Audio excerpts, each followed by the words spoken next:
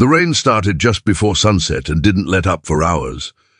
By 9 that evening, the old road outside Cedar Hollow looked almost empty, except for one flickering street lamp and the warm yellow glow spilling from Mose Whitaker's repair shop. At 68, Mose had spent nearly 40 years fixing engines in that little wooden garage on the edge of town. Most nights he locked up by 7, but he had stayed late trying to finish a transmission on a farmer's pickup before the weekend. That was when he heard motorcycles, not the loud roaring kind from a distance. These were uneven, slowing, one sputtering badly. Mose stepped to the doorway and saw 4 bikers pulling up through the rain, soaked clear through, headlights reflecting off puddles. One bike coughed and died before it even reached the awning. The riders climbed off carefully, wet leather, mud on their boots, exhausted faces, and Mose noticed something else right away.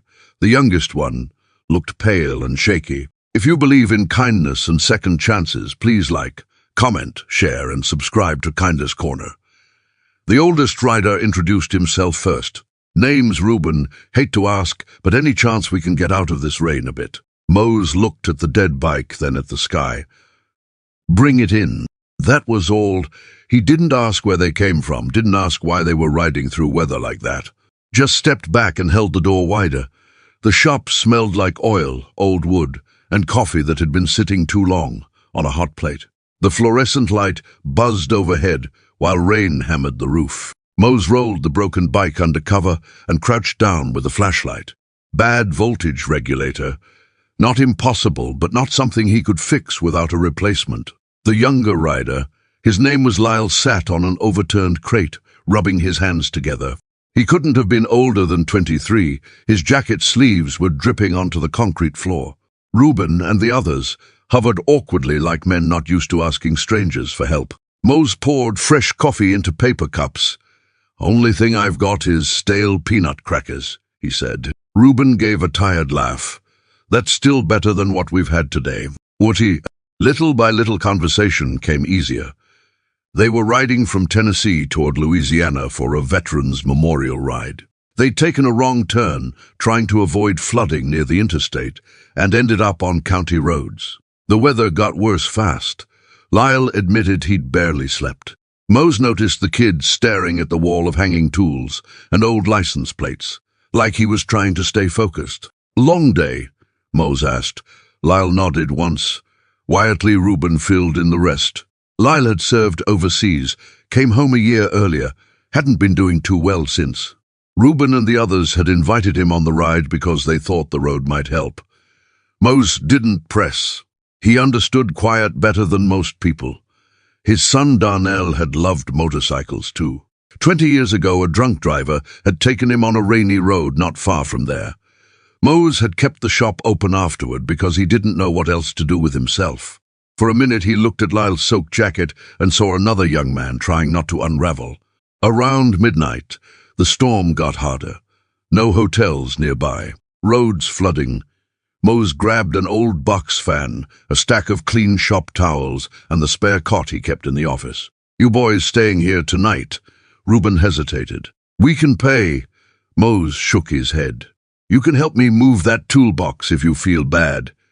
That got a small smile. The hours passed quietly, rain on tin, coffee warming hands. Lyle eventually fell asleep in the office chair with a towel over his shoulders. Mose sat at his workbench and kept staring at the dead regulator. Then he remembered. Years ago, he'd salvaged parts from an old bike behind the storage shed. At nearly 2 in the morning, with rain soaking his cap, he dug through crates with a flashlight until he found it. Not exact, close enough.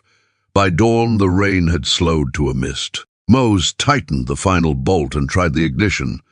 The engine fired immediately. The sudden sound filled the shop. Reuben looked up from the cot. "No way." Lyle smiled for the first time all night. But that wasn't what stopped Mose. A second sound rolled down the road, then another. Motorcycles. At least 20 of them. Mose stepped outside. A long line of riders pulled up in the pale grey morning. Rainwater shining on chrome. Engines idling. Reuben looked stunned.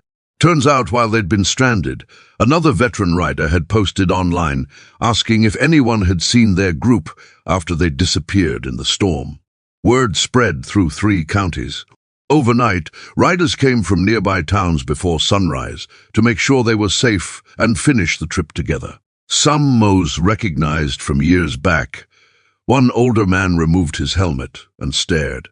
Mose Whitaker? Mose blinked. It was Calvin Briggs, a customer from decades ago, and Darnell's old riding buddy. Calvin stepped forward and shook Mose's hand. "Reuben told us what you did. Your boy talked about you all the time." Mose didn't know what to say. The parking lot slowly filled with engines warming and riders checking gear. Lyle walked over before mounting up. "Thanks for keeping us here," he said. Simple words, but steady, like he meant every one of them. Before leaving, Reuben tucked something under the coffee pot. After they pulled away, Mose unfolded it. A handwritten note for the parts, the coffee, and giving a tired group somewhere safe. "Memorial Ride stops here next year if you'll have us." And folded inside was a small photo Calvin had kept for years. Darnell at 22, beside his motorcycle, smiling wide outside the same garage. Mose stood in the doorway while the last bikes disappeared into the morning fog. The shop felt quiet again, but not lonely. Comment, kindness still exists if you believe even one good act can change someone's life.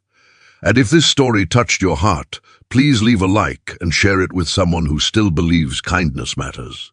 Sometimes kindness isn't loud. It's a warm light in bad weather, a cup of coffee after midnight, a stranger saying yes when they could have shut the door. And sometimes that's enough to carry someone safely into morning.